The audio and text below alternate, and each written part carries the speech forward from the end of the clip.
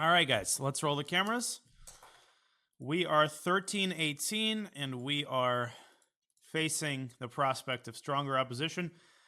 I'm pretty sure I'm going to have the black pieces this time. Let's jump in. Another 15 plus 10 speedrun game today. Okay, we're playing an 1163. So a slightly weaker opponent, but there's nothing wrong with that, and that doesn't mean we can't play an instructive game. So we start the game with a Sicilian, as we've done thus far in the speedrun. And at this level, we're probably not going to face an open Sicilian. We're very likely to face kind of the Italian against the Sicilian with bishop c4 or bishop b5 or one of those offbeat Sicilians. But we continue down the main path with knight to c6, initiating the accelerated dragon in the event of d4. We take it and play g6. And as predicted, white plays the move bishop c4. Now, the reason this move is so popular at a sort of post-beginner level is largely because players don't study the Sicilian and they kind of default to the moves that they make against e5. So if you play the Italian against e5, you're likely to play the same moves against the Sicilian. And the reason that bishop c4 is ineffective against this particular setup is very simple, and it can be encapsulated in one word. And that word is, well, two words, e6. Right? The reason you don't put the bishop on c4 here is because e6 blunts the bishop, and then later on d5 could come with tempo. But d5 isn't altogether necessary. What's important is to realize that e6 completely blunts the bishop and makes it look kind of dumb. So we start by playing e6. Now, can you play g6 here? Can you play this like you would an accelerated dragon? Absolutely. Nothing wrong with the move g6, but we're going to play this very thematically. And again, I'm trying to be as principled as possible. I'm trying to really punish bad opening play as much as possible. White plays the move c3. Okay, so this is kind of a souped-up Alapin. I'm assuming that our opponent is preparing d4. And here we have a million ways that we can handle this position. If we want to try to squeeze the most out of our... if we want to really punish white fully for playing bishop c4, it makes sense for us to play the move d5 here and occupy some of the center, especially because that move occurs with tempo. An interesting alternative would be to start with knight f6. But the drawback of playing knight f6 is that e5 is a tad bit annoying, right? e5 forces the knight off of f6, and the knight can jump, for example, to g4, but then white attaches the pawns together with d4, and we get into this kind of weird concrete struggle that there is absolutely no reason to engage in if we're playing black. So the position is not better for black. We're not better here, but we equalize very, very easily after the straightforward move d5, which we're going to play. And we can pre-move e takes d5, but I'm trying to avoid pre-moves in the speedrun. Yeah, so d5 is very straightforward. We are getting control of the center and doing it with tempo. So our opponent's sinking into a bit of a think here. And of course, white is not strictly forced to play e takes d5, but there are no viable alternatives. There we go. We have an exchange of pawns in the center. And here the order of operations is going to be pretty important. In what order do we develop our minor pieces and where do we put them? I think a lot of players actually struggle with these types of positions specifically because you've got three minor pieces to develop and it's easy to get overwhelmed as to like which pieces to develop first and where they should go because they can go to a lot of different places. Now, we shouldn't make any hard and fast decisions until we understand where the bishop is going because the placement of the light squared bishop is going to influence our development. And there we have it. Bishop b3 is a case in point. Against other bishop moves, we would have been very likely to deploy the dark squared bishop to d6 and then move in the knight to e7. Here, we can't do it in that order because bishop d6 simply drops the pawn on d5, right? So you might say, well, then we should play the move bishop to e7. But bishop e7 is kind of a weird way to start. I mean, you're taught to develop knights before bishops. I don't think there's anything inherently wrong with bishop e7. I just think it's a lot more natural to start by developing the g8 knight. Now, where should we move it? Well, that's a pretty obvious question. Knight g7 makes the least amount of sense of any development move because it completely blocks in the dark squared bishop, right? So knight f6 here seems very natural, and you don't need to rediscover the wheel in these types of positions. Just bring your pieces out and put them on normal squares. Knight f6, bishop e7, castles. The other bishop can go out to g4. I mean, development is an art in some ways, but in other ways, it's all about just like using your common sense. Okay, c4. And this is, of course, the first step in the wrong direction for our opponent. It's a weird move, which I think conceptually our opponent is trying to contest our control of the center. But in reality, he's helping us, and it's an incredibly weakening move, c4. We can react to this move in a variety of ways. I think most of you are very tempted by the move d4. Why is the move d4 tempting? Well, in general, it's always tempting to move a pawn forward. And you might notice that d4 takes away the c3 square from white's knight. So that's a good thing, and d4 is a good move. But there's also a serious case to be made here for taking on c4. And you might say, I don't like this move because it plays into white's hands and it allows white to recapture with the bishop and open up this diagonal. Well, the diagonal isn't that important because after we deploy our dark squared bishop and castle, is white really going to develop that much pressure on f7? Like, white doesn't have any other pieces developed. And the good thing about dc is that it essentially leaves white with a very weak backward pawn on d2. And with the d file open, it's going to be easier in the long run. I'm talking like really long run, 10, 15 moves from now, to put more pressure on the d2 pawn. It's going to be easier for us to do that. So d4 is a good move conceptually, but it keeps the center very closed, and I'm not necessarily the biggest fan of that, especially because we're trying to play in the spirit of the opening, and in the Sicilian, we like open center positions. So we're actually going to make a decision I think a lot of you might find questionable, and we're going to take on c4. But hopefully I've explained my logic well enough.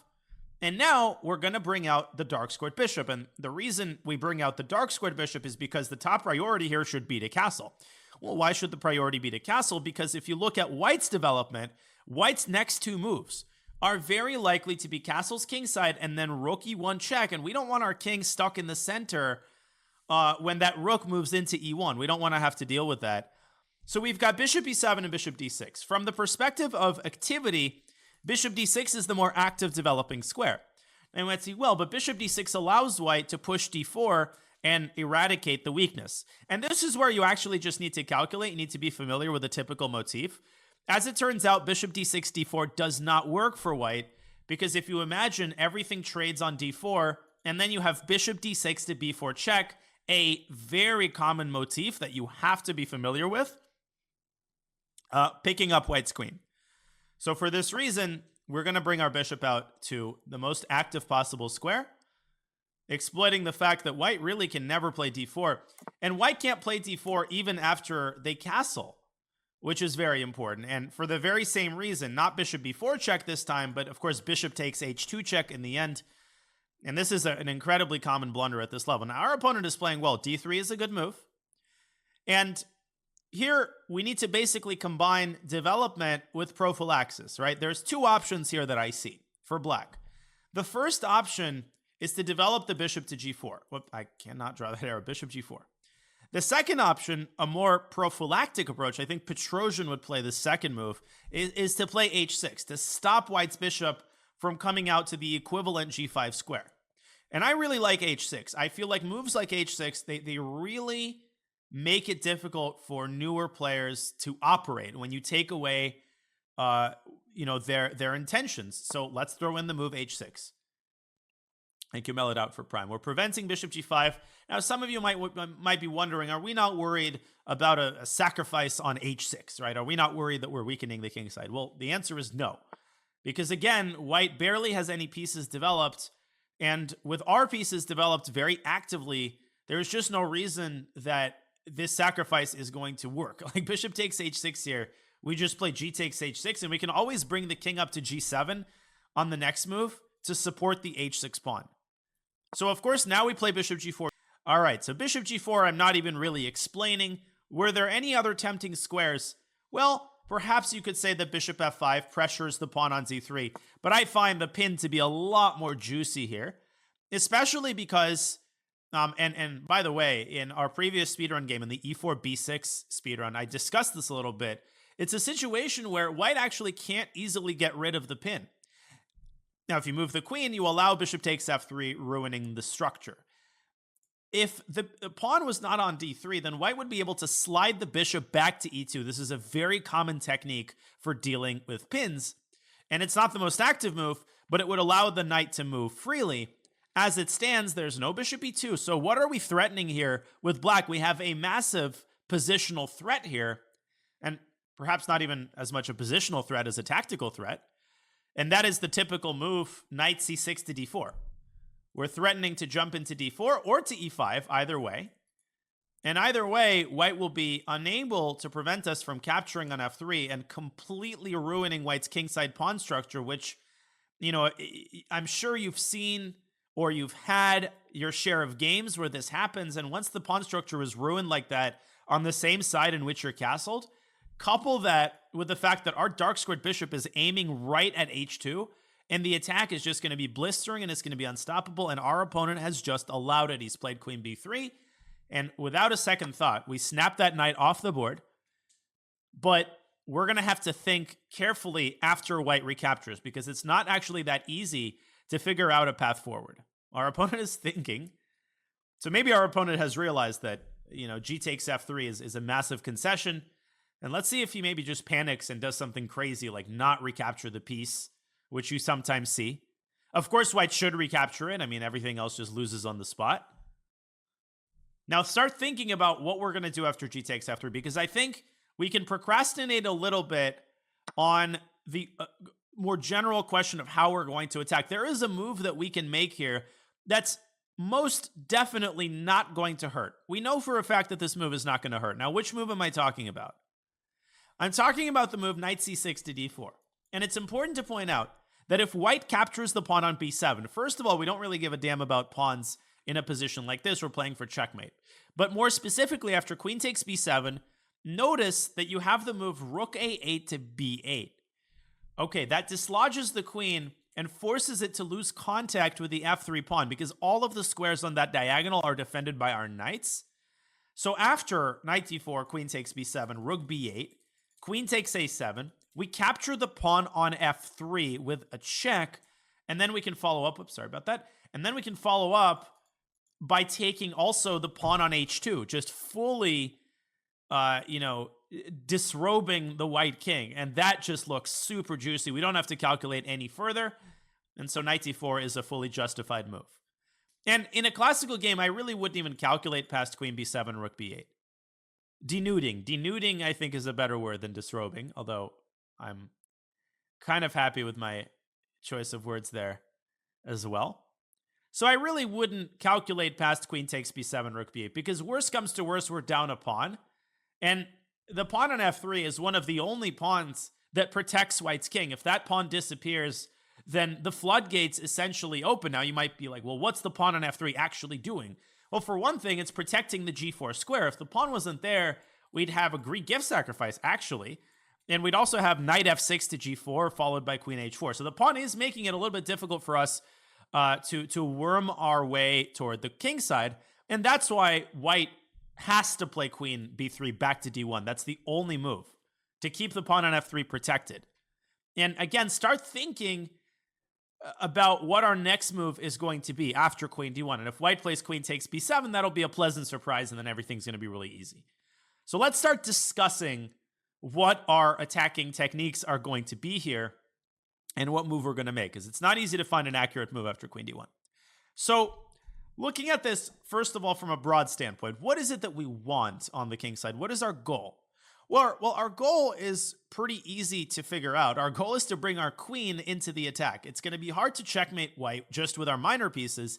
We need to bring our queen ideally to one of two squares, either h3 or h4. If the queen lands on either of these squares, it's going to generate potentially unstoppable mating threats. h3 is really the golden square. That's the square we really want to get. That's like Boardwalk and Monopoly, right? h4 is like Park Place.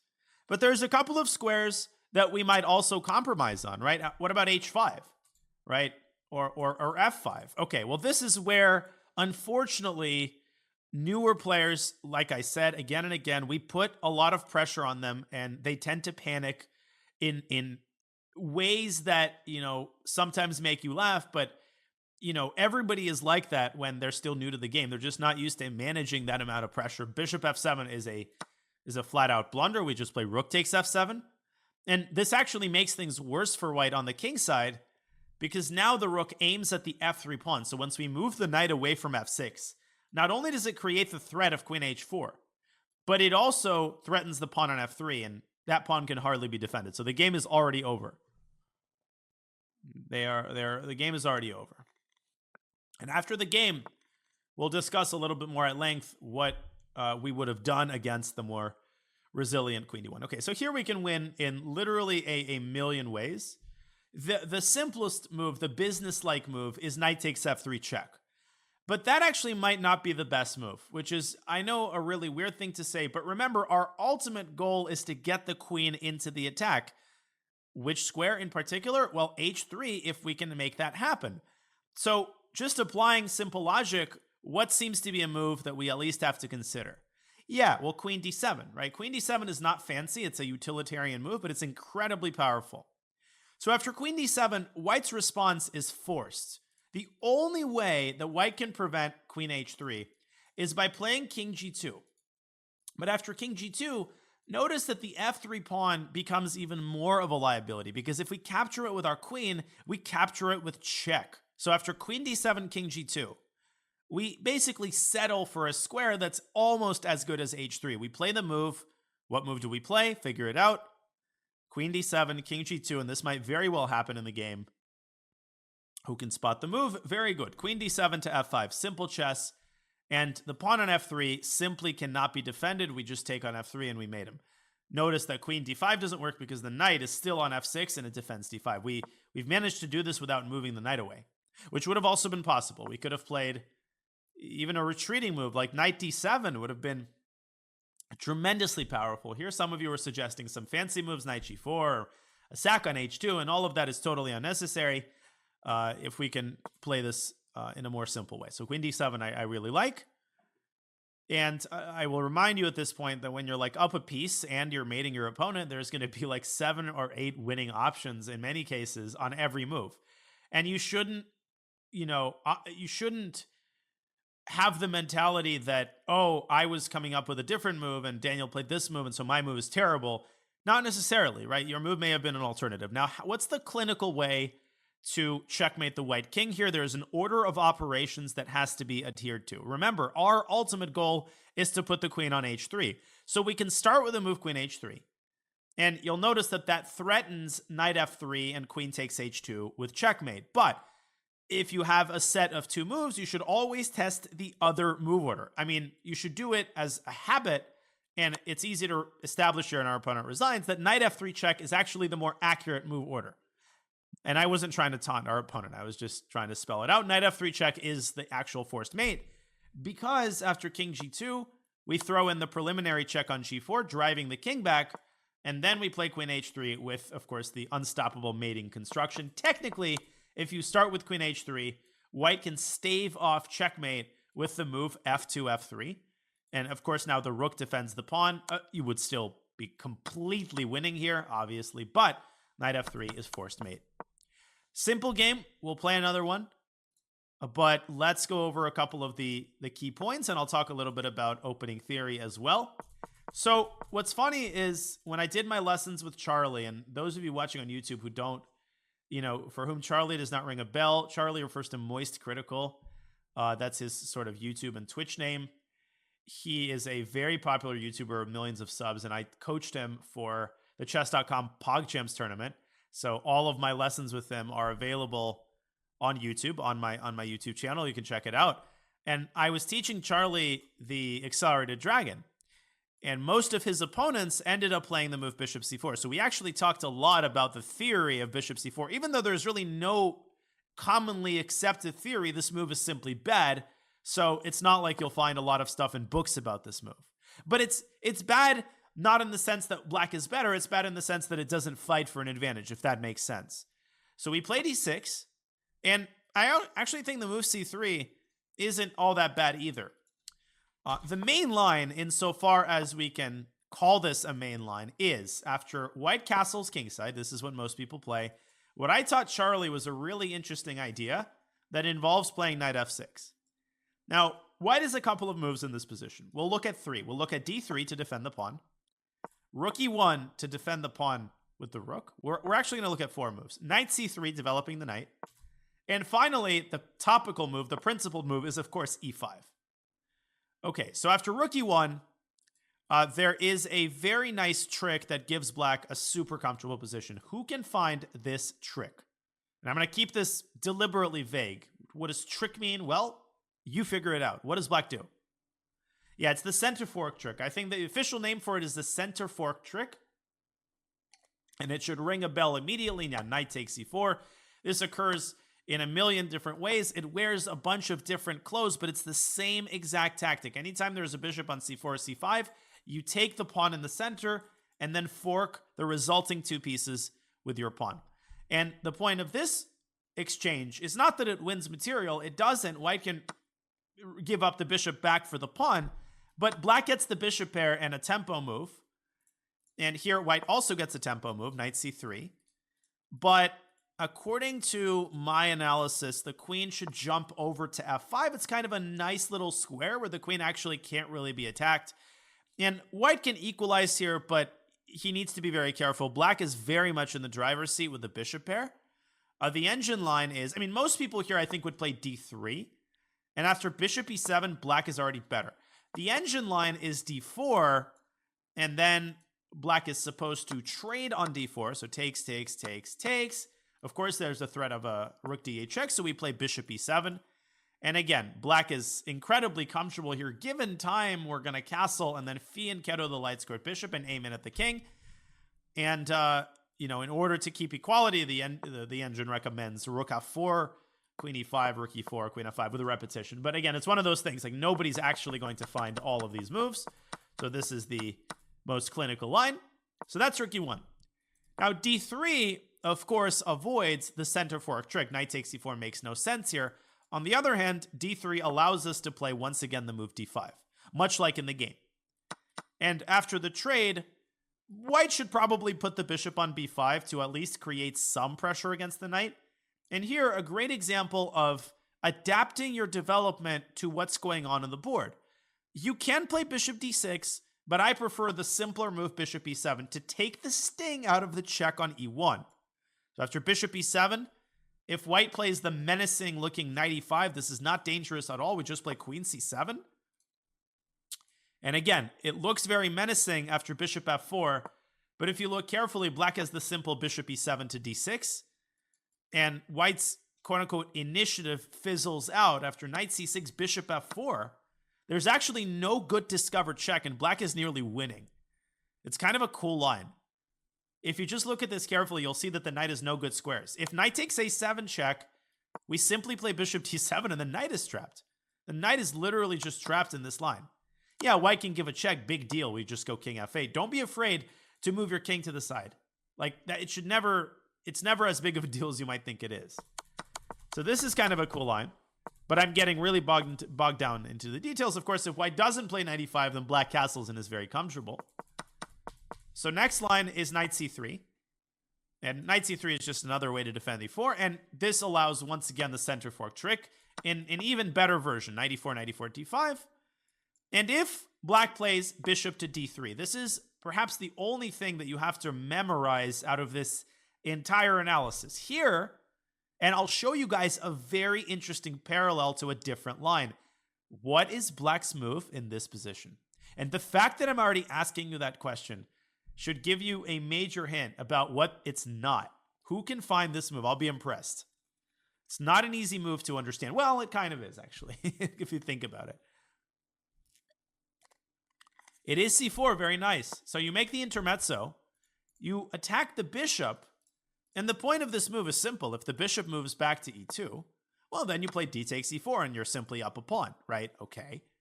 Well, is there anything else that white can do? Well, white can try to play bishop takes e4 and give the bishop up for the pawn. And in this case, it's best to actually take the knight, although taking the bishop is also okay, because this sends the knight back to e1. That's a ridiculously passive square. And after bishop d6, d3, we can just continue developing, and black is much better. Notice that white pays the price for the placement of this knight. D takes e4, runs into bishop takes h2, and the queen is lost because there's no contact between the rook and the queen. So at any rate, all of these moves are very subpar, and e5 is also subpar. It's just what most people play. And here the knight jumps into g4, attacking the pawn from the other side. And when white plays rook e1, black breaks up the pawn with the simple move d6. This is what I showed Charlie. E takes d6 is forced. We play bishop takes d6. And for example, after h3, knight g goes back to e5. And black has a very comfortable position. We have better control of the center, excellent minor pieces. And after bishop b5, we just play bishop d7. And these lines I'm going through very fast because they're simple, they're easy to follow. And I will conclude this little opening overview with one beautiful trick. If white tries to break free in the center with d4, who can tell me the winning line after cd queen takes d4? And if you're tactically sharp, you should find this almost instantly. You should identify the theme immediately, and it might take you a second to figure out the logistics of it. Very good. Knight f3, preliminary move to open up the bishop. And after gf3, we throw in another check on h2, winning the queen. Yeah, opponents hate this one simple trick. So hopefully everything made sense here. Again, the point of the speedrun, this is an opening theme speedrun, so I am going to do a good amount of this type of opening analysis. I hope it's not too dry. I am really trying to help people learn a full repertoire. Like, my goal is that by the end of this speedrun, you will have, if you watch it diligently and you supplement it with your own learning, you're going to have a full opening repertoire that you can just apply, right? This is for people who just are kind of looking to start from scratch and kind of want guidance about what to play. So yes, there's going to be a fair amount of dry opening analysis, and I deviate from a lot of other coaches in that I tell my students that you have to do a rather substantial amount of memorization even as a beginner if you really want to learn openings properly. I hate the whole idea, which is spread by a lot of chess authors and coaches, that like, oh, there's a way to learn openings where you don't have to memorize a single line, and when you're a beginner, you should stay away from memorization. BS. There's a fear of memorization among like the opening levels, which you shouldn't have. You really should try to memorize a good amount of theory. Now, you can memorize and understand at the same time. You can memorize the move, but also understand why it's played, right? So knight f6, you can remember this move, but say, hey, I get why this move is made. We're trying to orchestrate the center fork trick with knight takes e4. So a little bit of a tangent, but remember that it's okay to learn opening files with the aim of memorizing moves. Some just have to be memorized. So you're trying to strike the balance between the two. The ideas behind the moves are also very important. So hopefully this made sense. We go back to this position, move 4. Our opponent plays a very rare move and allows us to immediately strike in the center with d5. So already we've solved all of our opening problems, and I think black is the only one who can realistically be better here. So takes, bishop back to b3. Bishop b5 is what I expected. And here we were planning to play bishop d6, castles, and like I mentioned, the knight very often comes out to e7 in order to take the sting out of this bishop and to take the sting out of the check. And this is a very sort of compact form of development. Black's got a great position. I forgot to mention one thing. I mentioned that I'd show you a parallel with this c4 move that we just looked at. So in the English, in the Four Knights English, there is a line which I often play in blitz, e2, e4. And black responds with bishop c5. White initiates the center fork trick with knight takes e5. And a ton of players, including a ton of grandmasters in this position, play the erroneous bishop back to d6. This is ridiculously common. And what's amazing is that white's already winning after the next move. And I won't ask you for the next move. Hopefully you've been paying attention. The move is not d takes e5, but rather c5. It's the same exact concept. What black's position just falls apart. Either you drop the bishop and your pawn structure is ruined, or you have to move the bishop and your knight has to go back to g8. And this really deserves no further comment after bishop c4 and like queen d5. The game is already over. I've won a ton of games like this. So another idea to file into your mental Rolodex, but in any case, white plays bishop b3, so here we amend our opening strategy with knight f6, and c4 is definitely a very weird move. It's not a terrible move, but we're very much spoiled for choice after this move. So a lot of you here were proposing this move queen e7 check, which honestly I didn't even consider. I can see that it's the top engine move. I do see that. But this is a bit of a weird move. And the reason I didn't consider it is because of queen e2. I figured a queen trade isn't really in black's favor. And I guess I'm wrong. And the reason I'm wrong is for very concrete reasons. Because after the queen trade, black has an absolutely devastating move. And this is a development move, but it leads to an initiative that bases itself on the weakness of the d4 square and the fact that white's so undeveloped. What's this move? What move am I referring to here? Yeah, it's just bishop c8 to g4, and it's a very simple move.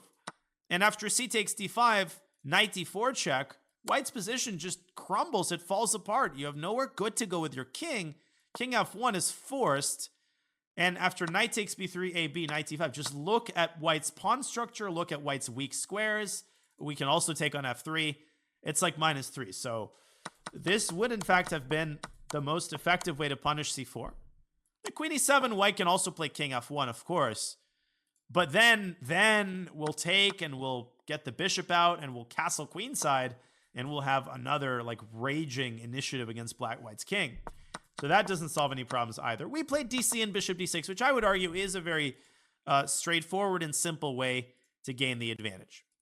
So after bishop d6, castles, let me just reiterate that d4 in this position would have in fact solved all of white's problems were it not for the very concrete trick, bishop takes h2. And if you're a beginner, again, a very important idea just to remember. And so our opponent plays d3. And here we decided on the simple h6 to prevent bishop g5. White plays knight c3. And frankly, I think knight c3 might be the decisive mistake. I think this move already allows an unstoppable problem of knight d4 and bishop takes f3. So the reality is that white had to play h3 here to stay in the game. But after bishop f5, black's advantage is long-term and it's indisputable. White's position is really miserable with his backward pawn on d3. And let's say white plays knight c3. Black has a lot of possibilities. I like the move queen d7, trying to sack on h3. And for us, the sacrifice is a lot more realistic because we've got other pieces aiming at the king side. So my name is Chico asks a question about a little bit earlier. Let me rewind. So my name is Chico. You're asking about d4, but remember that in this position, there is a bishop on c4 that's blocking the queen's access to that square. You were saying, why not bishop b4 check? Queen takes b4. It's because this bishop is in the way. Okay, so once I played these moves on the board, you should see that. All right, but good to clarify. So after bishop g4, already white's position is dire, and I should point out that after h3, bishop h5, g4, which would be a typical way of dealing with the spin, we automatically, and here really automatically take on g4. Here the sacrifice should be totally automatic for you because you already know that black has the unstoppable twin threats of knight d4 and knight e5. You can stop one of them, but not both.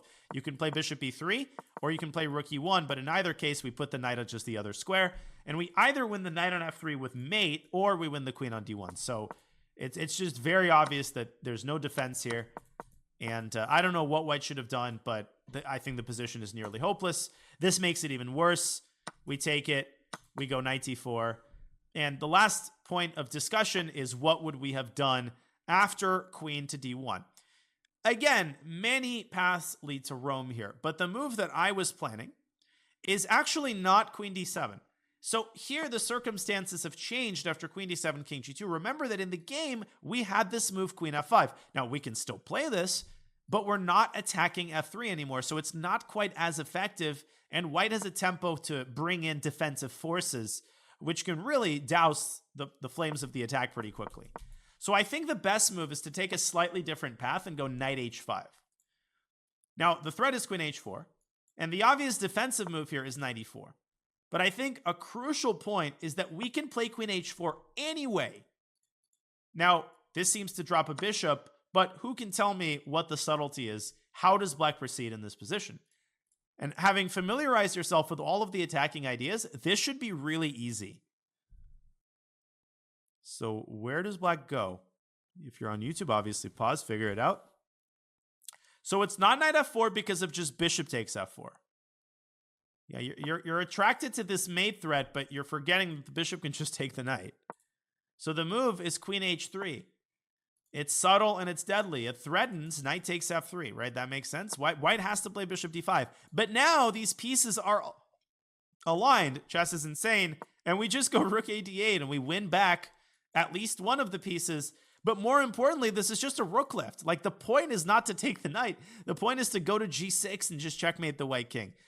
Notice that bishop f4 here, not possible because of the knight on h5. So that's actually why we need the knight there, to control the f4 square. But you can also do this intuitively. You don't have to see that to play knight h5. It's clear that we want the knight somewhere on the king side. Okay, so this is virtually forced. The engine move is f4. And here, even better than knight takes f4 is just to bring the queen in anyway.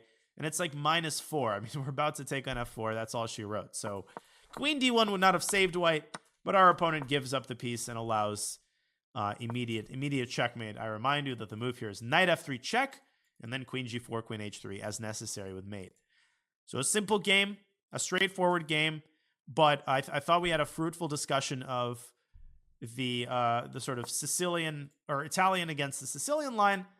And you basically never have to learn it again if you just remember a couple of these lines.